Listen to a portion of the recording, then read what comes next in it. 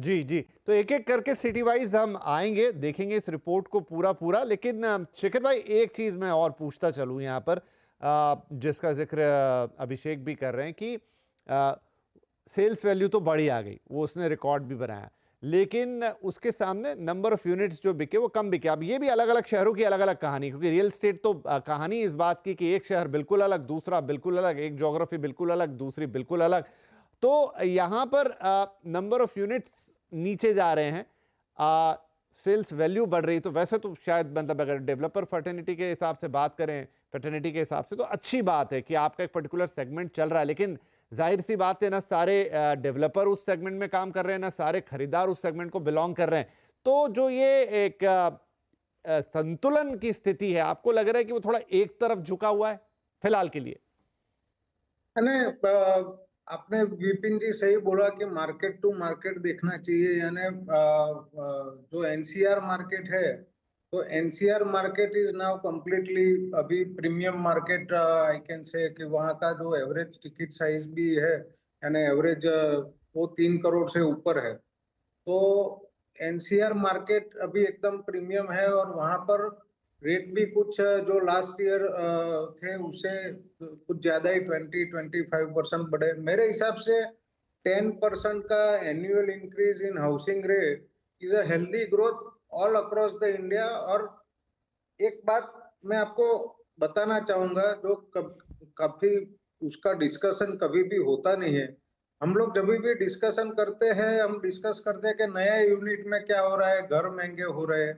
पर जो लोग ऑलरेडी 30 करोड़ घर है इंडिया में, 30 करोड़ घर लेके बैठे हैं, उन्होंने एक इन्वेस्टमेंट पर्पज, यानी आपका शो का नाम है रियल एसेट शो, तो सबका इंडिया में 80% asset, 75% asset is real asset. Number one asset class, number two is gold, and the third is bank deposit.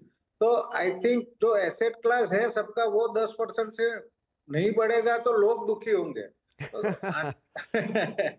जी। 10% से तो बढ़ना is healthy growth for everyone, for the India also. तो hmm, पर 10% से ज्यादा नहीं बढ़ना चाहिए and affordability point of view. But ten hmm, percent growth is healthy, and I think except NCR, बाकी सारे जो 7 सिटीज है वहां पर 8 to 10% का ग्रोथ है प्राइस में भी। और हम्म, और बाकी इंडिया के टीयर 2 टीयर 3 सिटी में भी प्राइस ग्रोथ इज 5 to 10%। हम आई थिंक अभी से काम कर रहे हैं वो 70 सिटी के रिपोर्ट पे। तो वो रिपोर्ट भी शायद 1 महीने के अंदर आएगा, उसमें आपको ये सब नंबर्स देखने के लिए मिलेंगे। बड़ा इंटरेस्टिंग होगा, क्योंकि अभी खुद अभिषेक भी बात कर रहे थे कि हम बात करते हैं, ज्यादातर रिपोर्ट हमारे देश में बात करती है वो टॉप 8 सिटीज की। मान लिया कि वो एक इंडिकेटर है, लेकिन आई थिंक जब आप इन 8 शहरों से आगे जाएंगे तो कहानी कुछ अलग निकल कर आएगी, क्योंकि टीयर 2 टीयर 3 सिटीज में भी बहुत बड़ा हिंदुस्तान है और वहां का रियल एस्टेट भी समझने वाली बात है। वाकई काफी इंसाइट मिलेंगे, तो इंतजार रहेगा उस रिपोर्ट का। Now coming to city wise thing, पहला, जैसा आप बार बार जिक्र में आ रहा है, यहां पर दिल्ली एनसीआर में एक आइडिया दे देता हूं दर्शकों को। देखिए, यहां पर जो 25,000 यूनिट्स बिके हैं इस साल, और एवरेज टिकट साइज जिसकी बार बार बात हो रही है वो पहुंच गया 1.42 सीआर के ऊपर, और इसमें एवरेज टिकट साइज में 32% की बढ़त यहां पर देखने को मिली है। एनसीआर यानी दिल्ली भी हो गया, उसमें नोएडा भी आ गया, उसमें गुरुग्राम जैसा बहुत ही ज्यादा महंगा हाई प्रोफाइल मार्केट भी आ गया, तो ये एवरेजिंग हो रही है उसकी। नाउ सम मोर नंबर्स की सेल्स वैल्यू जिसकी हम बात कर रहे हैं, लगातार 3.6 लाख करोड़ इस साल, तो उसमें उस शहर की सेल्स वैल्यू में या उस इलाके की सेल्स वैल्यू में 21% की बढ़ोतरी मिली है पिछले साल के मुकाबले। अब ये देखिए, एक बड़ा नंबर आया, 3 करोड़ से ज्यादा कीमत वाले 73% है ओवरऑल सेल्स में। 73% ऐसे घर आ रहे हैं जिनकी कीमत 3 करोड़ से ऊपर है। इसीलिए वो एनसीआर जो है वो एवरेज को ऊपर ले जा रहा है, और नए यूनिट जो हुए वो 33,352 प्रिसाइज एक नंबर है, इतना लॉन्चेस हुए हैं। अभिषेक, क्या ये जो पूरा एक वेटेड एवरेज वाला हम मामला कह रहे हैं, तो इसमें से जो सबसे बड़ा जो वेट रख रहा है शायद वो एनसीआर ही है। अगर यहां पर 73% घर 3 करोड़ प्लस में जा रहे हैं, इट मींस कि ये मार्केट पूरा का पूरा इस समय हाई वैल्यू टिकट साइज पर ही प्ले हो रहा है। 100% यस। एंड एनसीआर में भी सबसे बड़ा heavy weight is Gurgaon. Gurugram, and उसमें yes. और उसमें भी हमारे वंडरफुल दोस्त हैं जो डीएलएफ, उन्होंने बहुत बड़े बड़े लॉन्चेस किए फर्स्ट हाफ में, उसके वजह से ये नंबर बहुत तेजी से बढ़ गया है। Gurgaon has actually beaten Bombay. हमारे 70 इयर्स ऑफ इंडिपेंडेंस में पहली बार ऐसा हुआ है कि किसी और शहर ने बॉम्बे को बीट कर दिया है इन टर्म्स ऑफ प्राइस। तो Gurgaon is the heavyweight where which is increasing the price. But मुझे एक चीज डेफिनेटली बोलनी है। आपने एक नंबर मेंशन किया था हमारे श्रोताओं को कि 3.6 लाख करोड़ का वैल्यू के घर बिके हैं। You know which are the four top cities जहां पे ये हुआ है? Of course it is NCR, Bombay, Hyderabad and Bangalore. But उसका ऑर्डर क्या है? उसका order is not Bombay and Gurgaon first. It's actually Hyderabad this time. Hyderabad number 1, NCR number 2, Bombay number 3 and Bangalore number 4. All of them have sold about 55,000 crores worth of new, and this is primary homes, Vipin bhai. These are new homes, not resale. मुझे ये clear करना था कि ये नए घर हैं, developer to पहला सेल जो होता है। सो फिनोमिनल हाउसिंग बिके इस साल इन द फर्स्ट हाफ। चूंकि आपने हैदराबाद की बात कर दी तो हाथों हाथ मैं भी दर्शकों को वो नंबर्स दिखा देता हूं ताकि कनेक्टिविटी बनी रहे बातचीत के अंदर। हैदराबाद के नंबर्स लेके आते हैं स्क्रीन के ऊपर। देखिए 30,000 यूनिट बिके हैं, यानी कि नंबर ऑफ यूनिट्स तो कम ही बिके हैं यहाँ पर। अब ध्यान से देखिएगा एवरेज टिकट साइज, अभी हम गुरुग्राम के लिए बात कर रहे थे या दिल्ली एनसीआर के लिए 1.42, यहाँ है 1.84 सीआर, ऑलमोस्ट 2 करोड़ को टच कर गया है। तो जो बात अभी अभिषेक बता रहे थे कि वो सरप्राइज आया हैदराबाद से, जो लिस्ट में शायद नंबर 1 पे खड़ा है, और एवरेज टिकट साइज में 14% का यहाँ इंक्रीज है, 2% का सेल्स वैल्यू ग्रोथ है। ये बता रहा है कि ऑलरेडी पहले से घर महंगे बिक रहे हैं वहां पे, सिर्फ 2% इंक्रीमेंटल वैल्यू यहाँ आई है। 35% घर 3 करोड़ प्लस के। अभी मैंने उसमें वो आंकड़ा नीचे वाला नहीं जोड़ा, नहीं तो ये नंबर 50% या 60% पे चला जाता।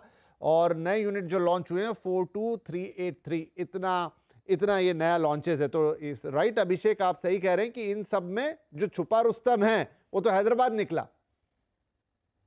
एब्सोल्युटली।